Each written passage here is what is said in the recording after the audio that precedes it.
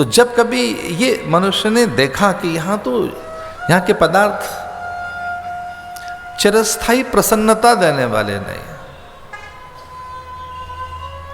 तब उसने सच जानना चाहा, वो यथार्थ की ओर उन्मुख हुआ।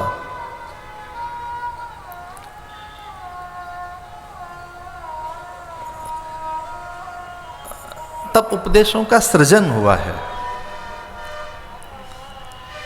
प्राय कथाएं तब प्रकट हुई हैं जब कहीं विकलता है, व्याकुलता है, अशक्यता है, समर्थता है, कोई दौर्बल्यता है, कहीं कोई अल्पता है। जब व्यक्ति ने अपने को असमर्थ पाया, अशक्य पाया, उसके आसपास में जब अल्पता देखी, दुख देखा, तब कहीं कथाएं, आख्यान, फिर कहीं उपदेश प्रकट हुए हैं। वह चतुश्लोकी भागवत में ब्रह्मा कि अज्ञान का भंजन हो, या वो युद्ध के मैदान में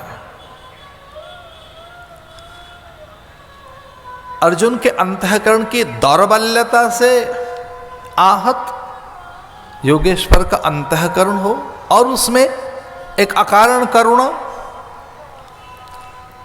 और फिर वो गीता का उपदेश। तो कहीं एक मोह या कोई एक और दुर्बलता, उसे कोई नाम दे, जब आकर खड़ी हुई है, या व्यक्ति आत्मविस्मृत हुआ है, तब उपदेश का सृजन हुआ है। नष्टो मोहा समृद्धि लब्धा करिष्ये वचन तप।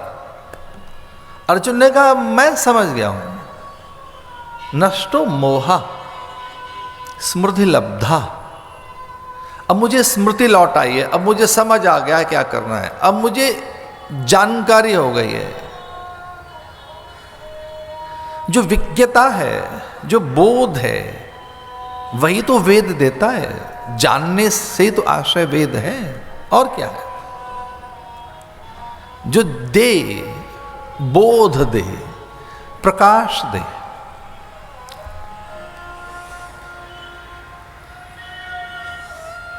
और वो संशय रहा हो गरुड़ का। अब एक उस व्यक्ति को भी संशय हो सकता है जिसे ईश्वर का नैकट्य या उसकी समीपता सहज प्राप्य है, प्राय। महापुरुषों की निकटता बहुत कठिन है भाई, उसे दुर्लभ बताया है।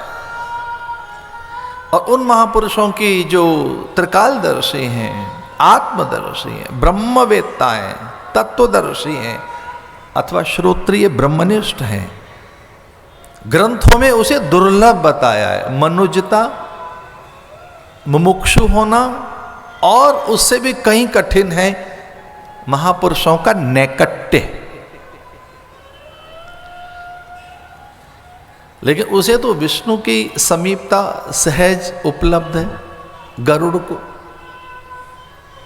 उनके तो स्वभाव से ही वेद ध्वनि पंख से वेद प्रसार होता है।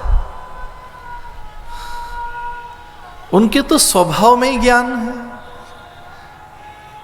पर ज्ञान का दंभ, श्रेष्ठता का ये बोध बना रहे कि मैं श्रेष्ठ हूं, मैं विज्ञ हूं, समर्थ हूं, दक्ष हूं, कुशल हूं, निपुण हूं, समर्थ हूं। तो ये बड़ी जड़ता पैदा करता है कई बार कि अब जान लिया है, सब सीख लिया है, अब अध्ययन की आवश्यकता नहीं है, अब तो सब सीख लिया, अब तो सब जान लिया है।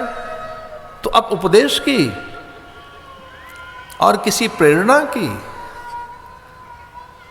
और वे संवेदनाएं अब हमें कोई क्यों दे जिनमें निरंतर हमें कोई सीख दे रहा है।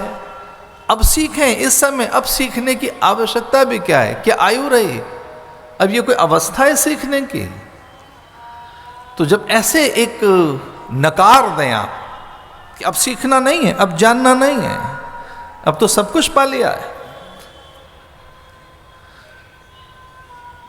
तो ऐसे गरुड़ को भी जब संशय ने घेर लिया